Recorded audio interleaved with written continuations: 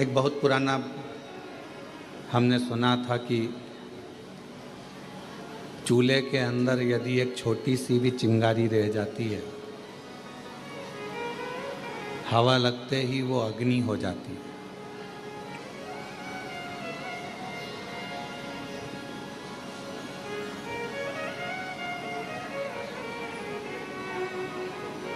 एक छोटी सी चिंगारी बाद में अग्नि का रूप ले लेती है। बस हवा लगी उसमें और उसने अग्नि का रूप लिया।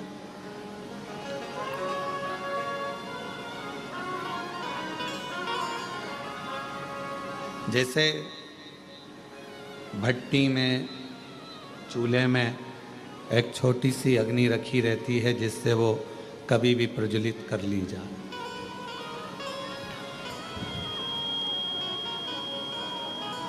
उसी तरह मेरे देवाधिदेव महादेव भी जब पृथ्वी पर भेजते हैं, जन्म देते हैं, माँ के गर्भ से आपका हमारा जन्म होता है।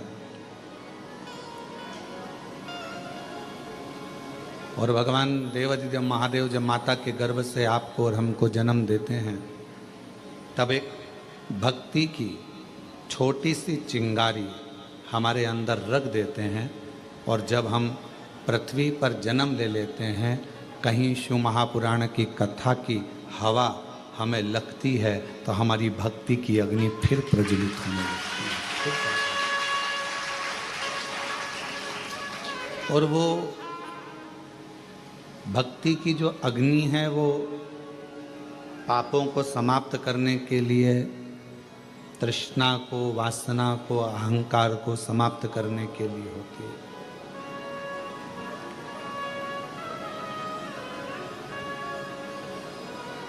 यहाँ बैठकर आप कंकर शंकर का पूजन करें, 108 बैठकर 108 बार श्री शिवाय नमस्तुभ्यम का जाप करें।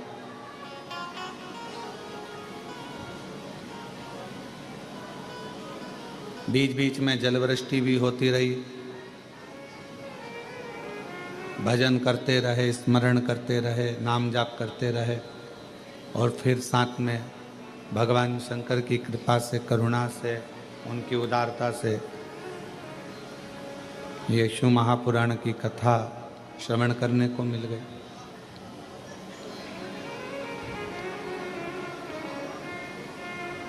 हमारे पूर्व का कोई प्रारब्ध होगा जिस प्रारब्ध के कारण हमको ये सब मिल रहा है। पूर्व का कोई प्रारब्ध होगा, कोई अच्छा कर्म होगा जिसके कारण बस हमें सनातन धर्म में जन्म मिला, भारत वतन मिला और भगवान देवाधिदेव महादेव की कथा मिली। ये हमारे पूर्व का कोई अच्छा कर्म है। दुनिया में कोई सा भी ऐसा धर्म नहीं है दुनिया में कोई सा भी ऐसा एक मजहब नहीं है जिसमें पत्थर को भी पूज कर परमात्मा बना दिया जाता हो।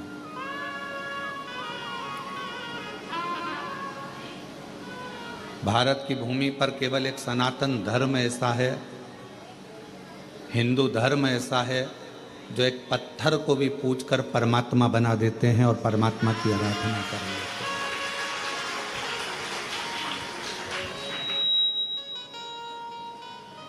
कोई किसी मजहब में, किसी भी मजहब में परमात्मा की पूजन कर कर, एक कंकर की पूजन कर कर, एक पाषाण की पूजन कर कर उसमें परमात्मा कैसे देखें?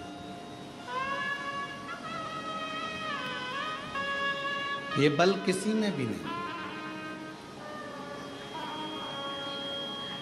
लोग सनातन धर्म की हंसी उड़ाते हैं, हिंदू धर्म की हंसी उड़ाते हैं कि ये तो पत्थर की पूजन कर रहे हैं, नदियों को माता कहते हैं, पशुओं को भी देवता कहते हैं, वृक्ष को भी भगवान कहते हैं, पर्वत को भी भगवान कहते हैं। दुनिया के लोग सनातन धर्म की हंसी उड़ाते हैं। पर दुनिया के लोगों से हम कहें, हंसी ना उड़ाकर आप अपने खुद के मजहब को देखो और हमारे सनातन हिंदू धर्म को देखो। तुम्हारे मजहब में परमात्मा को कंकर से भी नहीं पूजा जाता, उसमें परमात्मा की प्राप्ति नहीं करी जाती। पर हम वो सनातनी हैं जो एक मिट्टी को भी अगर हाथ में उठा लेते हैं तो उसको भी माता कहकर सम्मान देकर उसको अपने मस्तक पर चढ़ा देते हैं। एक मिट्टी को। यहाँ दुनिया के लोग आते हैं, कंकर शंकर की भूमि पर पहुँचते हैं, कंकर बीनते हैं, पूजन करते हैं 5 कंकर की। एक कंकर अपने साथ में लेकर जाते हैं, 3 महीने में, 6 महीने में, साल भर में, जब भी वो इधर आते हैं वापस छोड़ जाते हैं, फिर ले जाते हैं।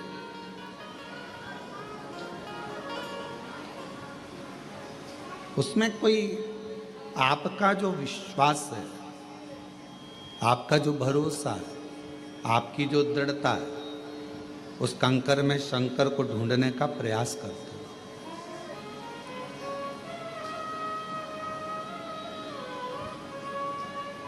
और मैंने तेरे ही भरोसे बाबा, तेरे ही भरोसे हवा भी उड़ती जावांगी बाबा।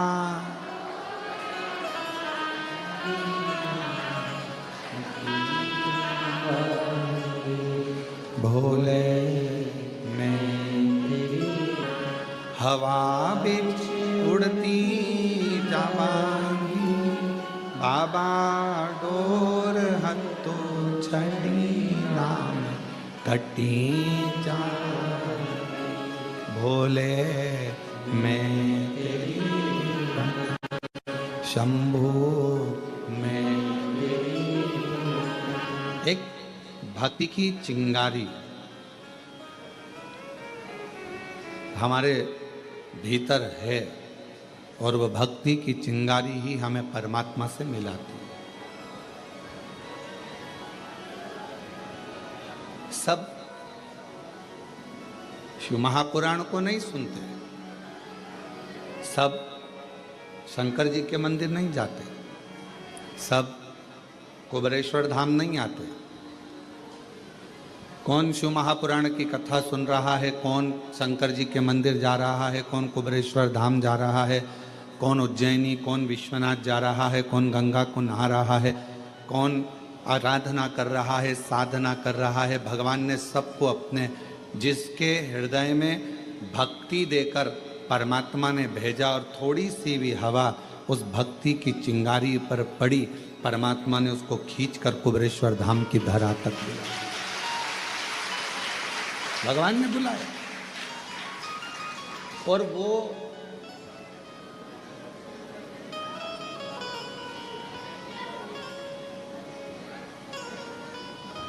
आपने अपने भांजे को फोन लगाया, भांजी को फोन लगाया, दीदी को फोन लगाया कि नहीं तुम्हें राखी पर आना पड़ेगा, राखी पर आना पड़ेगा।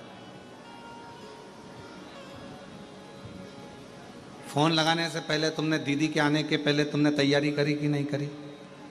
जम के तो बोलो, करी ना। पत्नी ने पूछा क्यों? वो दीदी आने वाली है इंदौर वाली, वो जीजी आने वाली है झांसी वाली, ग्वालियर वाली, क्या दोगे उनको? वो दतिया से आएगी, वो वहाँ भोपाल से आएगी, वो इंदौर से, उसको क्या दोगे? मैंने विचार कर लिया है, उसको 1000 रुपये का लिफाफा दे देंगे, भांजा भांजी को 500 रुपये दे देंगे और दामाद आएंगे तो उनको कपड़े दिला देंगे। मैं बाजार ले जाऊंगा, जीन्स टी शर्ट दिला दूंगा, मैं उनको वस्त्र दिला दूंगा। पर बुलाया उसके पहले तुमने व्यवस्था कर ली देने की। उसी तरह कुबेर भंडारी जिसको बुलाता है कुबेरेश्वर धाम पर, उसको देने की व्यवस्था पहले कर लेता है कि इसको मुझे क्या दे, मुझे क्या प्रदान करना है, मैं क्या दूंगा इसको।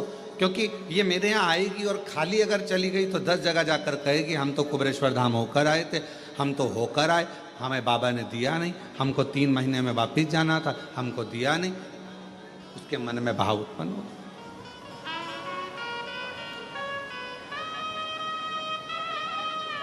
वो व्यवस्था करता है पहले। कितने लोग हैं जो भोपाल से इंदौर निकल जाते हैं पर कुबेरेश्वर धाम अंदर तक नहीं आते, और एक दिन ऐसा आता है कि वो कुबेरेश्वर धाम में अंदर तक आ जाते हैं, दर्शन करने के लिए। क्यों? बाबा बुलाता तब ना। और तेरी कृपा बिना ना हिले एक भी अणु, लेते हैं सांस तेरी कृपा से अणु। बखान क्या करूं मैं राखों के ढेर का, चपटी भभूत में खजाना कुबेर का। हे गंगाधर मुक्ति द्वार ओंकार तू भोले ओंकार तू, आयो शरण तिहार शंभु तार तार। उसने व्यवस्था करी तुमको देने की, तो बाहर रोड पे से तुम अंदर आ, तो उसने इशारा करके तुमको अंदर बुलाया। वो अगर व्यवस्था नहीं करता, वो व्यवस्था कुछ करता ही नहीं, तो वो तुम अंदर भी नहीं आते, बाहर से ही निकल कर चले जाते।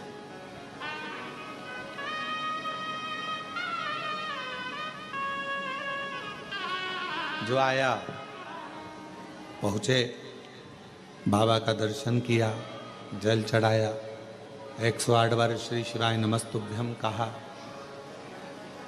कंकर शंकर पूजन करी, मंत्र जाप किया, नाम जाप किया, स्मरण किया।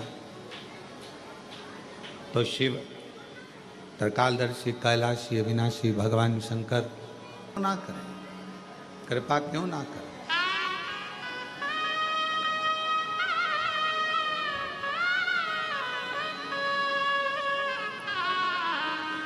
फिर शिव करुणा क्यों ना करे? आप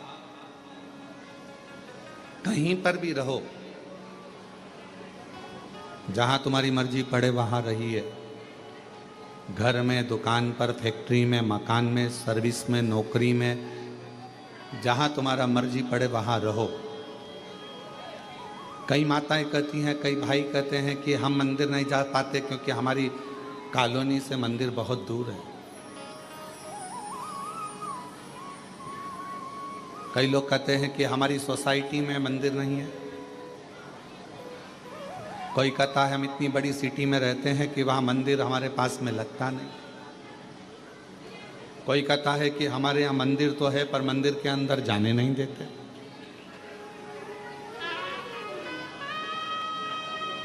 हम मंदिर के अंदर भी नहीं पहुँच पाते। कई लोग हैं और कई तरह की बाधाएं भी हैं मनुष्य के साथ। ऐसा नहीं है कि हमने आपसे कह दिया कि एक लोटा जल चढ़ाने जाओ। साउथ के कई मंदिर ऐसे हैं जिसमें प्रवेश नहीं मिलता, अंदर जाने नहीं देते। और कई कई जगह ऐसी है जहां मंदिर ही नहीं है, पास में नहीं जा पाते, बच्चे भी नहीं जा पाते। तो शिव महापुराण की कथा के वायव्य संहिता में एक बड़ी सुंदर बात कही, बड़ा सावधानी से सुनिएगा इस चरित्र। वायव्य संहिता में श्री वेदव्यास जी वर्णन कर रहे हैं। और वायव्य संहिता के अंतर्गत वेदव्यास जी कहते हैं कि अगर तुम मंदिर तक ना जा सको, तुम शिव पर एक लोटा जल चढ़ाने के लिए अपने नज़दीक के शिवालय में, देवालय में ना जा सकें, कोई मंदिर नज़दीक नहीं है, कोई शिवालय नज़दीक नहीं है, तो वायव्य संहिता में वेदव्यास जी कहते हैं कि अपने घर में यदि बेलपत्र का वृक्ष है, बेलपत्र का छोटा सा भी अगर पौधा है, तो उसमें थोड़ा भी जल आप प्रतिदिन चढ़ा रहे हो तो समझ लेना कि 12 ज्योतिर्लिंग में आप जल चढ़ा रहे हो। 12। ये वायव्य संहिता कर। मान लो मंदिर नजदीक में नहीं है, बीमारी बहुत ज्यादा है, तकलीफ बहुत ज्यादा है, और कहा हमने कथा में सुना है कि जल चढ़ाने जाना चाहिए, तो वहां बेलपत्र का अपने गमले में एक छोटा सा पौधा लगा, छोटा सा पौधा,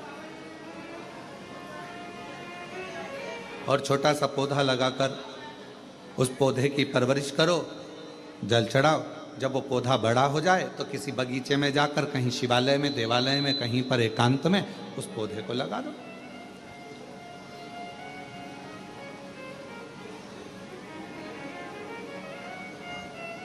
जैसे तुलसा जी को बड़ा कर कर तुलसा जी का मंगल विवाह शालिग्राम जी से होता है, देव उठनी एकादशी पर शालिग्राम बाबा के साथ मंगल विवाह किया जाता है, वैसे ही बेलपत्र के पौधे को बड़ा कर कर उसको भी शिव को समर्पित किया जाता है,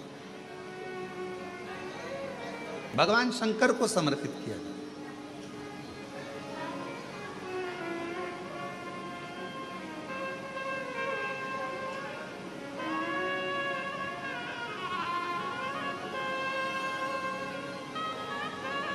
पर उस पौधे को पहले आपको बड़ा करना पड़ता है। पहले जैसे बेटी को बड़ा करते हैं और फिर उसका कन्यादान करते हैं, बेटी को बड़ा कर कर कन्यादान देते हैं, उसी तरह से बेलपत्र के पौधे को बड़ा कर कर उसकी आराधना साधना कर कर फिर उसका दान दिया जाए। कई लोग बड़े विचित्र हैं कि भाई हमको बेलपत्री का पौधा दान करना है, कुबरेश्वर धाम आए, उज्जैनी गए, किसी गुरुजी के यहाँ गए और बाजार में से पौधा ले लिया और बेलपत्र का पौधा दान करिया। उसको कम से कम थोड़ा समय अपने घर में तो रखो।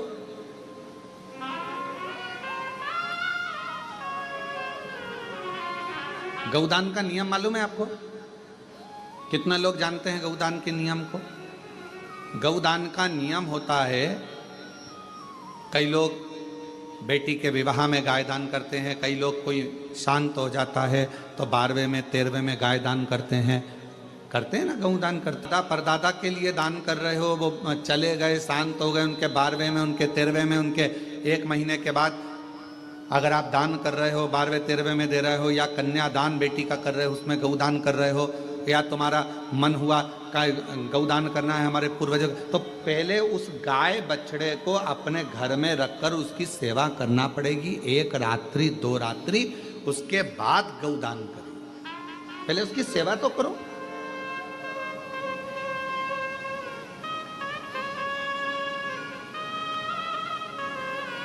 आपने तो डायरेक्ट फोन कर कर कह दिया गाय लिया ना, दान करना है। पंडित जी ने संकल्प छुड़ाया, गाय दरवाजे पर आई और 1 मिनट में संकल्प छूटा। पंडित जी से कहा ले जाओ गाय, लेके जाओ जल्दी से, गाय बछड़ा लेकर जाओ। पंडित जी गाय बछड़ा लेकर चले गए। ढीले कम करो, गाय बछड़ा पंडित जी लेकर चले। ये श्रेष्ठता नहीं। तुलसा जी का पौधा घर में रखकर उसको पोषित कर कर बड़ा कर कर फिर शालिग्राम भगवान से विवाह कर कर फिर दिया जाए। बेलपत्र का पौधा पहले बड़ा कर कर अपने घर में थोड़ा सा, नहीं ज़्यादा रख सकते तो 8 दिन 7 दिन 5 दिन 15 दिन 20 दिन 1 महीना 2 महीना 4 महीना 6 महीना जितना आपका रख सकते हो रखकर फिर किसी जगह पर लगाए। क्यों, क्या जरूरत है गुरुजी अपने घर में पौधे को रखकर फिर दान करना, अपने घर में पौधे को रखकर फिर कहीं लगवाना, अपने घर में पौधे को पहले परवरिश कर कर फिर कहीं उसको लगवाना? कारण क्या पड़ता है? कारण एक है, वायव्य संहिता शिव महापुराण की कहती है, अगर हमने किसी बेलपत्र के पौधे को अपने घर में रखकर 5 दिन 7 दिन 1 महीना 15 दिन 6 महीना उसको परवरिश करा तो हमारे घर का कितना भी नेगेटिवता, कितनी भी हमारे घर में कुछ भी गंदा हो रहा है, कुछ गलत हो रहा है, कोई गलत हो रहा है, कोई झूठ बोल रहा है, कोई पाप कर्म हो गया हमारे घर में, इस भूमि पर जिसमें हम रहते हैं उस घर में एनर्जी अगर नहीं है तो आपने उस पौधे को अपने घर में रखकर उसका परवरिश कर कर 15 दिन 7 दिन 1 महीना 2 महीना 6 महीना